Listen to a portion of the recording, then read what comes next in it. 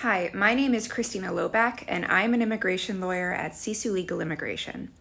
Our firm specializes in marriage-based immigration across the Canada-US border.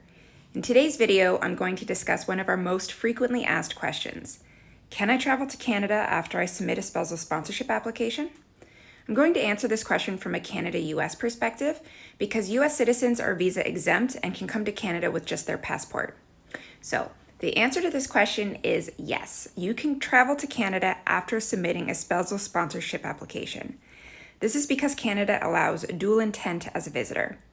Dual intent means that someone can intend to permanently immigrate to Canada while also having a temporary intent to visit during their PR application processing period.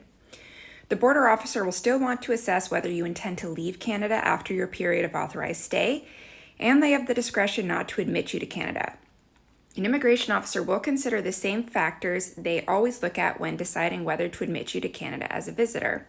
Some questions they might ask you include, how long will you be staying in Canada? How will you pay for your stay in Canada? What kind of ties do you have to your home country? What's the purpose of your travel? Do you have a history of overstaying your visa or working without authorization?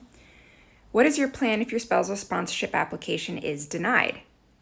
If the border officer has any doubts or concerns about the answers you give, you should be given an opportunity to respond to the officer's concerns. The best way to do this is with supporting documents that support your ties to your home country. Some helpful documents might include return travel documents, so for example, a returning plane ticket, bank documents from your home country showing that you can afford to pay for your stay, perhaps a letter from your employer abroad or pay stubs, your trip itinerary, and evidence of family ties abroad. It's also a very good idea to have a copy of your submitted spousal sponsorship application, including the acknowledgement of receipt once you receive that. If you have any questions about crossing the border into Canada after submitting your spousal sponsorship application, check out our Spousal Sponsorship Border Crossing Guide.